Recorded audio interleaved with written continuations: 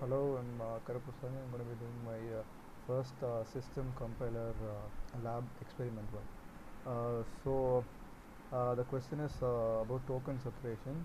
What we're going to do is we're going to get two lines of code, or how many lines of code, and we're going to separate all the individual tokens, that is keyword, identifiers, punctuators, operators, and everything else. Um, this is a sample input, and this is how the output will be. The program is over here. So first, I've included all the scanner class and the buffer reader class. In the main function is over here. First, I've created an object of scanner class for getting the input from the user. I've asked the user to enter the number of lines that he's gonna type now. I'm storing it in the variable n, and I'm creating a new array called code, and then I'm asking the user to enter the code. And now what I'm going to do is I previously got the number of lines, and I'm going to run a loop from 0 to the number n. So I'm going to store each line of codes in the array that I just created. The array's name is code, and then what happens is all the lines of code get stored in the array, and after that I'm running another loop that will choose the lines of code. So when I is 0, the first line will be chosen, and when I is 1, the second line will be chosen. And inside that loop I'm use another loop. What happened here is I've taken the length of the for example, like if I've given int a, I've taken the length of int a, that is 5. So what happens is this loop runs from 0 to 4, and inside that I've declared um, a variable c, which is of char data type, and I'm storing the first character and then the second character, and it goes on till the length of that single line of code. And I'm adding uh, uh, the character of the code to this string b.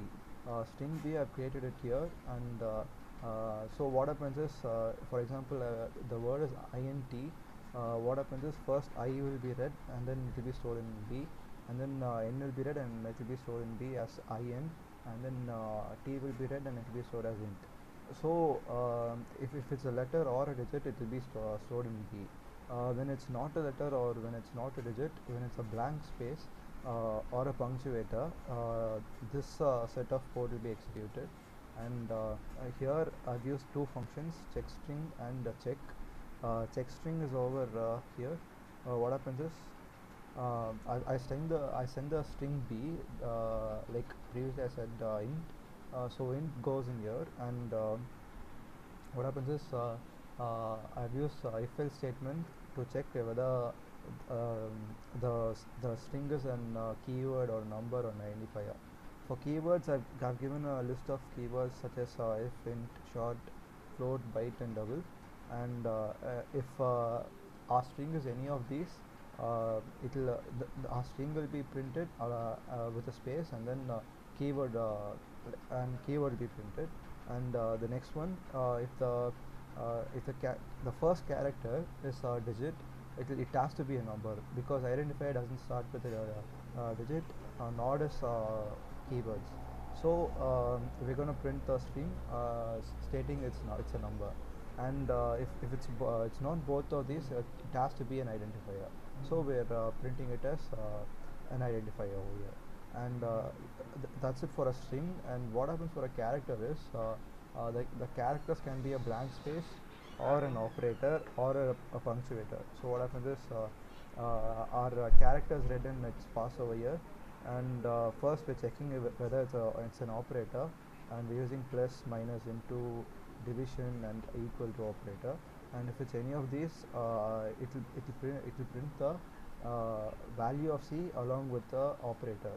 And then if it's comma or semicolon, it will print our character c and state it as punctuator. This is how the program works, and now I'm gonna run it.